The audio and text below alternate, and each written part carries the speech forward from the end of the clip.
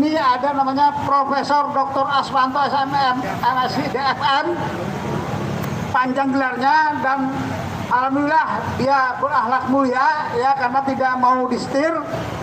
Bahkan dia hanya dipecat walaupun masa jabatannya sampai 2029. Itu buruh. ASB.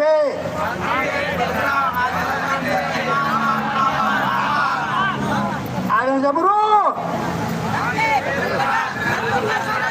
Lawan. Assalamualaikum warahmatullahi wabarakatuh.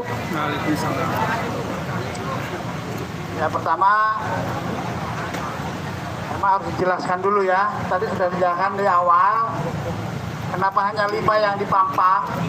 Ya, ini hakim-hakim yang menyatakan Undang-Undang Cipta Kerja Omnibus Law itu dinyatakan inkonstitusional oleh 5 hakim ini. Dari 9, 5 lah yang menyatakan inkonstitusional bersyarat. Ya, jadi ini yang masih masih konsisten. Ya, jadi sekali lagi jangan salah paham. Kita menghormati hakim-hakim ini. Ya, kita hormati para hakim 5 yang menyatakan inkonstitusional. Yang 4 dissenting opinion. Ya, makanya kita berharap tanggal 2 Oktober nanti MK memutuskan inkonstitusional permanen. Ya,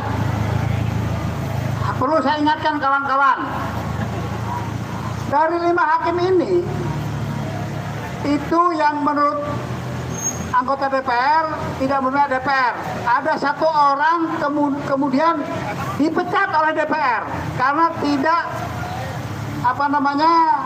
tidak mendukung, tidak mengikuti maunya penguasa. Ya, namanya Profesor Doktor. Coba bendera yang daerah sini agak ini dulu.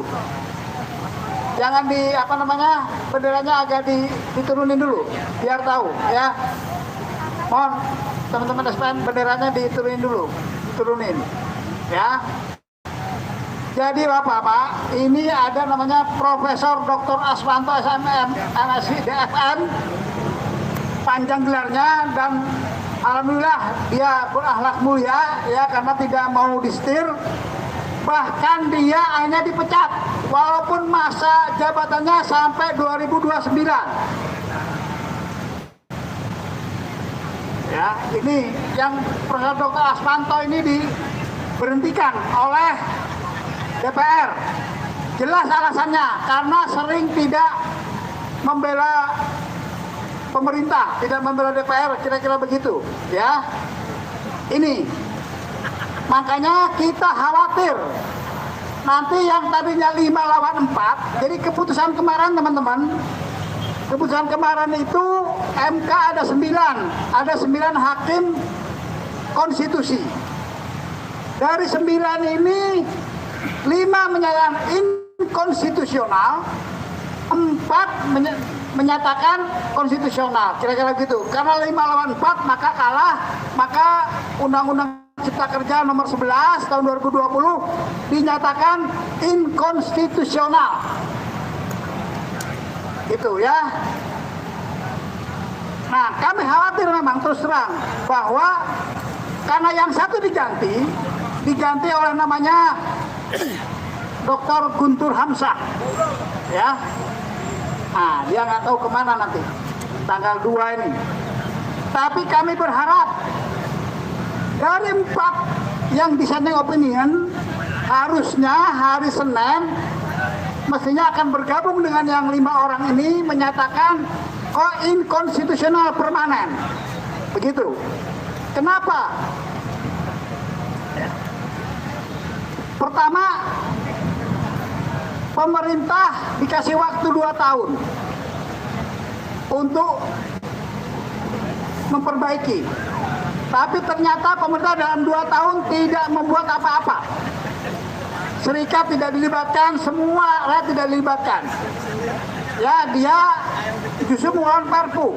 Makanya itu adalah penghinaan, contempt of court kepada MK. Kalau MK punya marwah, harusnya yang 4 akan bergabung dengan yang 5. Ya, itu. Kemudian setelah diputuskan inkonstitusional, ya, itu masih pemerintah masih melanggar, bukannya membanggang tadi Pak Joko ya. Bukannya membanggang, sebetulnya harusnya sudah ditangkap itu. Dia harusnya menangguhkan, menunda kebijakan yang strategis. Tapi ternyata dia tidak menggubris putusan hakim, putusan MK. Ya, maka secara teori logikanya harusnya tanggal 2 kita akan menang.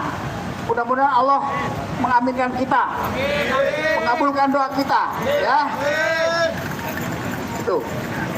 Itu kurang lebih tentang posisi di MK. Ya, dari 9 mudah-mudahan yang 5 ini atau penggantinya Pak Aswanto ini, yang Pak Guntur Hamzah tetap konsisten. Bahkan yang 4 kemudian juga harusnya membela yang benar, ya. Karena 2 tahun tidak ngapa-ngapain, dan 2 tahun ini habis masa berlakunya di bulan November ini. Ya, 2 tahun ini habis di bulan November tahun 2023. Jadi secara prinsip, secara logika, Undang-Undang Cipta Kerja ini sudah tidak berlaku lagi. Betul kawan-kawan? Oke, itu kurang lebih. Makanya kami berharap, ya doakanlah. Kita masih ada waktu, mudah-mudahan Allah memberikan hidayah. Maka kami kepada para hakim itu meminta memutuskan dengan sejujur-jujurnya dan seadil-adilnya. Logikanya menang lah. Kami tidak minta menang, tapi lakukan sejujur-jujurnya, seadil-adilnya. Ya. Karena jelas Perpu juga yang kondisi darurat itu tidak terpenuhi. Karena sidangnya tidak langsung. Itu menyatakan bahwa itu tidak ada darurat. Orang aman-aman saja darurat, ya. Yang darurat itu mereka harus berhenti jadi presiden, gitu. Oke, begitu kawan-kawan. Nah, apabila hari Senin tanggal 2 Oktober MK menyatakan bahwa undang-undang itu konstitusional, maka kami ASB akan meneruskan perjuangan kita. Setuju kawan-kawan? Sampai undang-undang tersebut dicabut. Tidak akan pernah berhenti berjuang. Siap semua? Bahkan kalau apabila mereka menyatakan Undang-Undang Nomor 6 ini konstitusional, maka kawan-kawan kita akan demo besar-besaran pada tanggal berapa kemarin itu? 10 Desember ya. 10 Desember kita akan lakukan unjuk rasa besar-besaran. Kalau perlu kita meminta presiden untuk meletakkan jabatannya. Karena sudah jelas-jelas ada pelanggaran semua di situ. Ya, sudah banyak kasusnya lah. Yang paling telak di Amerika ketika presiden ikut menyadap, mengintalin partai-partai yang lain, partai Demokrat kalau nggak salah di sana itu, ya, dan Nixon itu diberhentikan, dia mundur. Ini mengaku bahwa dia tahu isinya partai-partai itu melalui intelijen. Itu pelanggaran berat, harusnya dia mundur.